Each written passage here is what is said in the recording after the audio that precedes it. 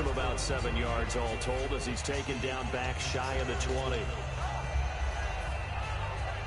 Hey guys, I'm here to tell you a story in New Year. This is a crazy story. They come out here in the eye. Now a play fake here on first down. Over the middle, that's caught by Adams. A nice pickup there, 10 yards, and it'll move the sticks. So they get the completion, that's good, but Charles, probably not good to get hit on the first play of the game. No coaching staff ever wants their quarterback hit on any passing play, especially to start the game. What you're hoping is you have one of those tough guys back there. Because sometimes when they get hit early, gets the juices flowing, and they get right into the game. Escaping the pressure right. Give him 7 on the play, and that'll make it a second down. Now, that was not a bad scramble there on first down. He didn't force it, nor did he throw it away. He was able to take off, and now he made it a very manageable second and short.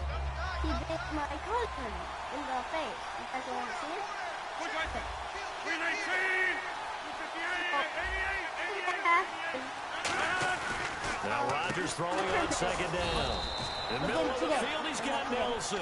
Every time we talk with a defensive coordinator, they discuss taking away the best options an offense has going into a game. And I would think that Jordy Nelson would represent one of those options you need to take away. And what did he do against Chicago? Late in the game, it's on the line, and he goes big, 60-yard play on a 3rd and 11. And what does a healthy Jordy Nelson do for this back? Thrown across his body, and it's intercepted. Picked up by the linebacker, Sean Lee. And he's able to take this one back to the 36-yard line. Certainly not how they envisioned ending their opening drive here in the first quarter. Too many ones in this play. First quarter, first drive, first interception thrown. And that last one, that hurts.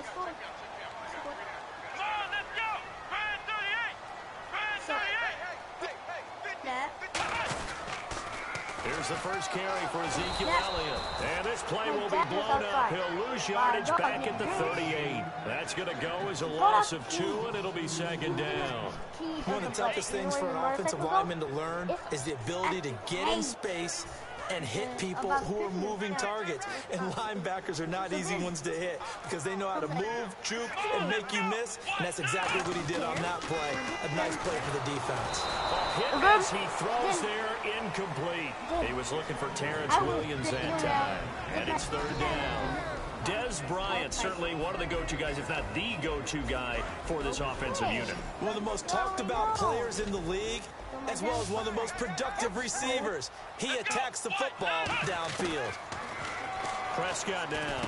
And he hits Jason Witten, the tight end. Looking back at Week 15 for Witten, 10 catches, which was a season high, moved him past Terrell Owens into 7th place on the all-time receptions list. And how about how Dallas just moves the ball around, Brandon? I mean, Jason Witten had 10 catches in this game. He's had games this year where he hasn't caught very many passes, but I think he's heating up as they get closer to the playoffs. And let's face it, for any young quarterback, a big-time tight end is almost always going to be his best friend. Well, they'll say no to the 46-yard field goal try. They're going to go for it. They direct snap it to McFadden. Oh, he's got a little daylight. And the cutback to the sideline. That'll be a pickup of 29 yards there. And the decision to go for it pays off. They've got a 1st and goal. Brandon, this is why play callers get the big bucks. This wasn't a 4th and inches call. You get into situations like 4th and 3, 4th and 4. You got a tough decision to make. Very gutsy. And he'll get in. Touchdown, Cowboys. Ezekiel Elliott taking it in. And the Cowboys have taken the early lead. And they're able to run it in. It started with a battle in the trenches. They won there, and they got in for 6 points. And that's going to be a tough one for the defense to deal with. They've got to go to the bench now and figure out how we're going to slow down this running game, because on that particular play, they had no answer. That's fielded in the end zone. And in hindsight, probably should have stayed where he was, as he'll only get back to the 16-yard line. And Green Bay getting ready to go as they take the field. And following the interception, just any interception, are you a little bit more cautious when you start that next drive, or no, you just throw that out the window? I think you are. I don't think that there's any way you can run back out there and go, totally didn't affect me. Let's just go ahead and be loose with the football again. You're going to take care of it, but you have to be careful not being too cautious, because now you can't run any offense at all. Still want to attack. We'll see how they attack him here. One receiver left, two to the right. Now Rodgers. Well, this is taken in. It's complete. An excellent pickup of 34 yards. The last drive he threw the pick, but he's not shy. He's going downfield again there. And you can't be, because if you back off after throwing an interception, your whole game plan just goes right out the window, and it makes things easier for a defense.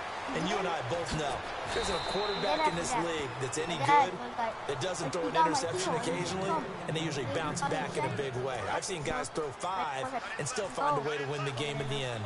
They'll come out in the pistol. They go play action here on first down. Oh, the ball comes out on the hit, but they'll say it's incomplete. And now the defense for Dallas. Morris Claiborne is a former first-round pick and quarterback with skills that can match up with anyone when he's at his best. Here's Rodgers. Caught by Nelson. And he gets this one all the way down inside the 15. 23 yards on the play. First down and 10 now for the offensive group. Love the call by the offensive coordinator, recognizing the situation very well, calling for the play-action pass, and completing it.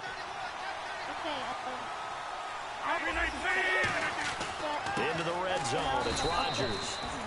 The completion good for 3, and it's second down. In recent years, the slot receivers really gained stature in the NFL because they could do so many things. Yes, they can line up wide like your normal wide receiver, but to have that kind of courage and toughness to run routes in the middle of the field and become dependable targets for their quarterbacks and move the sticks. Trying to get it to Adams, but it's intercepted. And he's got room. Picked up. There he goes, left side. The 40. The 20.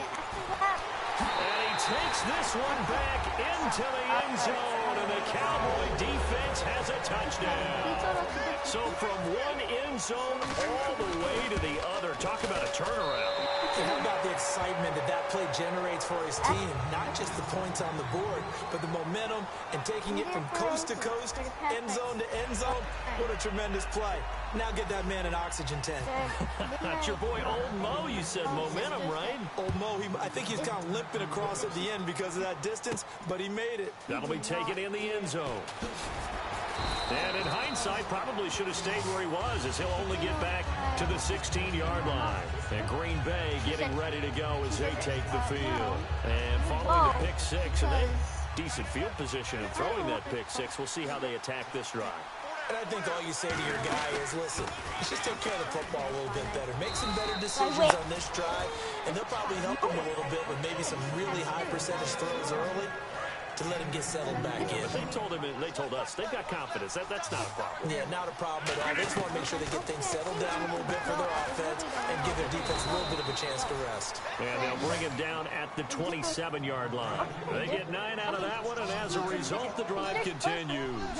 An ex-teammate used to tell me all the time, I hate experienced quarterbacks because no matter what, you really can't hide what you're doing. And I think that right there, he knew right away where the blitz was coming from, where his primary guy was going to be, and he would end up going to a secondary target for a nice game. I was just going to ask you, that wasn't the primary target.